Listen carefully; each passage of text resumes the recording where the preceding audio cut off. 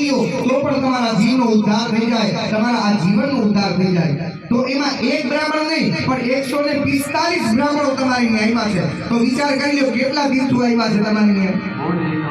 બીજા 5 બ્રાહ્મણો ક્યાં બાજુમાં છે, 151 બ્રાહ્મણો છે।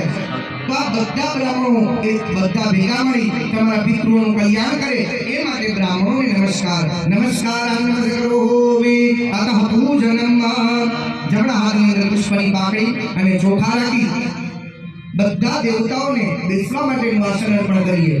ओम एतावानस्य महिमा तोज्यायस्य पुरुषः आदस्य सर्वभूतानिधिपादस्य व्रतं देवे आवाहनते आसनं समर्पयामि। भगवती પાસે અને પિતૃઓના ચરણોની અંદર એ પુષ્પની પાકડી પધરાવો।